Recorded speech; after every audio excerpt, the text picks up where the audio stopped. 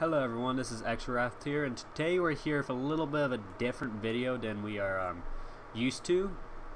And I'm going to show you a couple things on OBS because I had some serious problems when I was upgrading to the newest one that came out with the 64-bit, all that. It is very handy to know, and a couple things that will help you in the long run if you are trying to start out and make a little bit of better quality. Now, I was stuck at 360p for a while, and then I got to 480, fiddled around with it, then I realized something and went to the correct setting, and I got up to 720. I still haven't got up to 1080p, but I got to 720, 60 frames a second HD videos now, which is pretty good compared to what I've been putting out. Now, I'm going to be showing you a few other things in the settings that could help you out. You can copy them down, you can do what you want, but the best thing to do, because everyone says set this, just copy and paste this all down. It doesn't work like that. It really doesn't. That is just for their computer. Everyone's computer is completely different.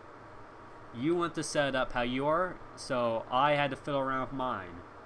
I copied down their settings on mine for 1080p, and they had the same processors, all that stuff in their computer as mine.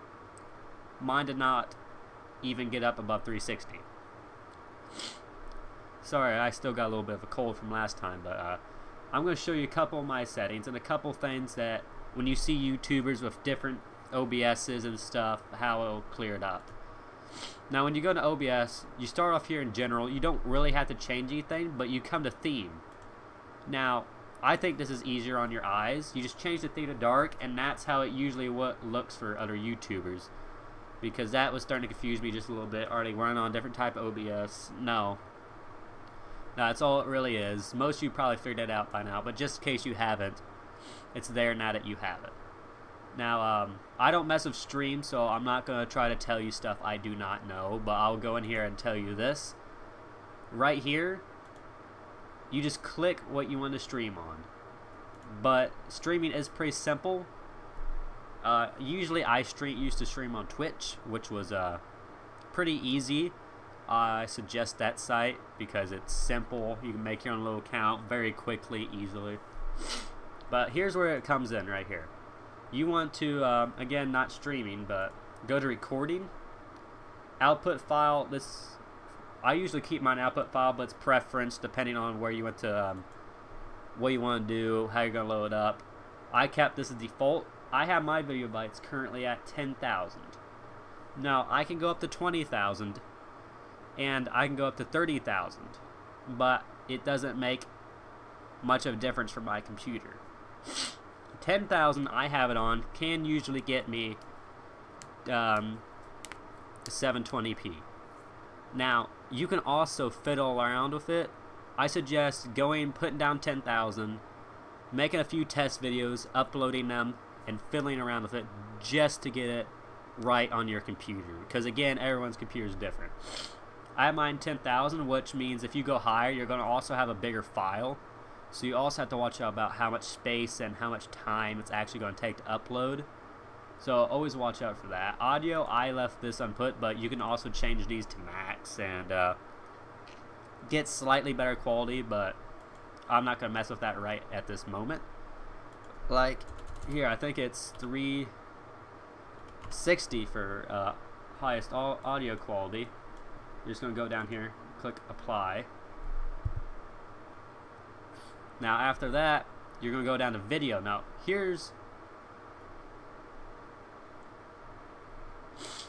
now it says since I'm actually recording right now, I can't change this. But here's what happened. It was in 1088, 648 something. I'm not sure what you guys would say. Now, I bumped this up to 720 just to see what happened. I looked at my video and went straight to 720p. So I thought if I put 1080p there, it would do the same thing. It wasn't the case. It uploaded 720p HD at the same exact thing. It just took longer. So I advise leaving that 720 and going down to your downscale filter and making it sharpening 32 sample, which should help the quality out quite a bit. Hotkeys, again, that's That's all what you want to do. Input keys, whatever. That's all up to you. Now, advanced, I have my process priority at high, which also helps reduce lag as far as I've seen in gaming. But usually that's for streaming. But when you have it on high, it bumps it up in your computer list, meaning when you're recording a video, that's the highest priority. That usually helps you get a little bit better quality, at least I think. Most of this right here you won't mess with. This is your audio device here, nothing too extravagant. Most of this right here we'll just leave alone. Now, I also had Jesus. I also had a couple of problems. I'm going to apply here and exit out. Now, I also had a couple problems actually downloading it, because for some reason it was freaking out. It wouldn't let me download it. It kept putting up random errors. So I went to a little bit of a different site to get it. Now, this is no off secret site or anything. This is an OBS approved site. And I'm going to pull this up in Notepad right here. This is just the URL for this site. And no, I'm not going to make you just go through it yourself. I'm actually going to Control-C. I'm not sure if it'll pull it up. I'm going to go to my Google Chrome and see if I can pull it up here. Just Control-V that in and go here. This will take you to an OBS site that should look mostly like this. It tells you a little bit about the stuff, what's going on, what they support. 30 to 64-bit as usual. It gives you other ones for links, whatever you call that, Mac. But that gives you multiple ones you should install. I went here because it's the exact same thing. It just gives you a browser source plugin. I'm not sure that it is, but I'm pretty sure it just allows you to, it should say down here, allow you to just upload, I guess, to your web page. I'm not really sure. But that right here is a little bit bigger, a little bit more beefy. But this one right here is the only one that worked. And I kept seeing download full installer, it helps better. And it is the only one, not this one, right here, that actually got installed perfectly on my computer. So I suggest that. If you don't have any problems downloading it, then great. So that's just a quick little short video right here. This is just your display thing. I'm going to go back into settings to make sure I didn't miss anything. You can change your language. You can change a couple things here. Automatic recording. You can set it to right when you start streaming. It starts recording for you. Again, I don't do streaming, so I wouldn't be able to help that. You can hide your cursor. You can make projectors always on top. Save projectors on exit. Like just right when you exit, automatically saves for you. Minimize the tray when starting. I guess that's minimizing this. Always minimize the system tray instead of taskbar. Now, all this is optional. It is not going to change anything to do with your recording quality.